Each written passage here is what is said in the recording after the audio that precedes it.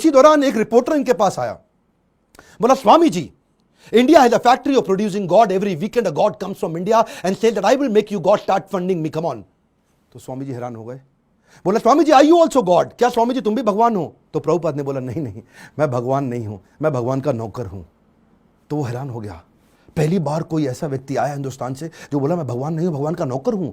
तो प्रभुपाद ने बोला नहीं, मुझसे गलती हो गई, मैं भगवान का नौकर भी नहीं हूं, मैं भगवान का नौकर बनने का प्रयास कर रहा हूं। I am all a servant of God, but it is for you to recognize. सारे अमेरिका के अंदर अखबारों में छप गया कि पहली बारी कोई ऐसा इंडियन आया जो बताता है I am trying to become servant of God, I am not God. उन्हीं दिनों हेनरी फोर्ड के पोते एल्फ्रेड फोर्ड इनसे मिलने के लिए आए।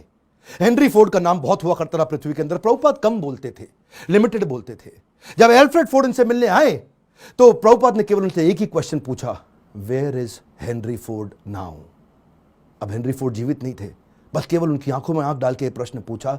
एल्फ्रेड फोर्ड उसी समय घबरा गए, उनको समझ आ गया कि ये जीवन किसी के लिए नहीं है, कोई नहीं बचने वाला यहाँ पे। और उसी दिन उन्होंने प्रभुपाद को सरेंडर कर दिया और उनसे कहा मुझे भी भगवत गीता सिखाइए। ये ऐसे संत सन्यासी है जिनके कारण आज पूरी दुनिया के अंदर सैकड़ों हजारों ऐसे मंदिर बने जहां भगवत गीता पढ़ाई जा रही है, सिखाई जा रही है। पाकिस्तान जहां कुछ भी हो रहा हो, लेकिन आज भी इस्कॉन के 12 मंदिर है पाकिस्तान में जहां रोज शाम को भगवत गीता पे कथा की जाती है। ये बड़ा अनइमेजिनेबल था कि कुछ ही सालों के अंदर इन्होंने 6 महाद्वीप, 6 कॉन्टिनेंट के अंदर 108 मंदिर बना दिए। ये तब किया जब वेंचर कैपिटल नहीं था, कोई एंजल फंड नहीं था, प्राइवेट इक्विटी नहीं था, कोई आईपीओ नहीं निकाला, कोई बैंक लोन नहीं है, कंप्लीटली बूटस्ट्रैप्ड, सैलरी देने का पैसा नहीं है, लाइफ टाइम वॉलंटियर्स इकट्ठे किए। 10,000 उन दिनों इन्होंने अपने शिष्यों को लेटर पे लिख लिख के बात किया। इमेजिन करिए, कम्युनिकेशन बहुत स्लो था। मैं सोचता हूं कई बार अगर प्रभुपाद आज होते ना तो भगवत गीता इंडिया की राष्ट्र पुस्तक नहीं होती, पूरे विश्व के अंदर होती। इतनी स्पीड थी प्रभुपाद की। उस समय जब अपने शिष्यों से बात करते थे तो न्यूयॉर्क से साउथ अफ्रीका चिट्ठी भेजते थे, वो चिट्ठी में प्रश्न पूछता था, जवाब देते थे, फिर चिट्ठी वापस आती थी, फिर उसका उत्तर देते थे।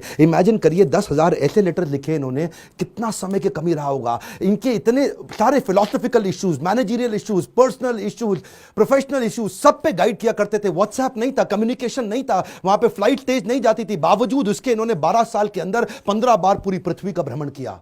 एक बात समझिए, sales is not about selling, it is about building trust in education. Building trust in education.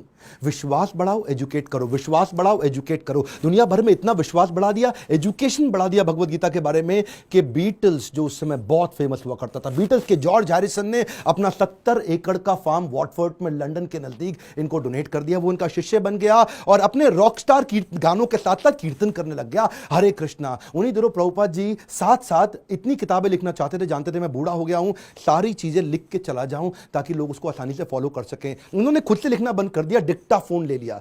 Dictaphone जानते क्या होता है? उस पर ये रिकॉर्ड करते थे और चलते चलते रिकॉर्ड करते थे, बैठे बैठे रिकॉर्ड करते थे। 24 घंटे में से 22 घंटा सेवा करते थे, 2 घंटा आराम करते थे। अनइमेजिनेबल है, मैं थोड़ा आपको बता रहा हूं फिर से, इसको मत मिस करिएगा। 24 में से दुनिया जानती है प्रभुपाद 22 घंटा सेवा करते थे, 2 घंटा रात को 10 से 12 तक आराम करते थे, रात को 12 से सुबह 4 बजे तक किताबें ट्रांसलेट किया करते थे, क्योंकि इनके गुरु का आदेश था। किताबें ट्रांसलेट कर करके रिकॉर्ड करते थे, उसको जानते थे मैं लिखूंगा, टाइप करूंगा, टाइम लगेगा। शिष्यों को बोलते थे तुम रिकॉर्डिंग को सुनो, उसको टाइप करो। उसी समय टेक्नोलॉजी का इस्तेमाल करते थे। डिक्टाफोन के बाद माइक्रोफोन आया, माइक्रोफोन पे करने लगे। सुबह की साधना करते, मंदिर में मंगल आरती करने के बाद, जब करने के बाद जब बाहर वॉक करने निकलते, 1 घंटा वॉक करते, शिष्य को साथ में लेते, उस समय फिर से ट्रांसलेट करते। शिष्य माइक पकड़ के चलते रहते, ये मॉर्निंग वॉक पे फिर से ट्रांसलेट करते। जानते थे इनके पास समय कम था।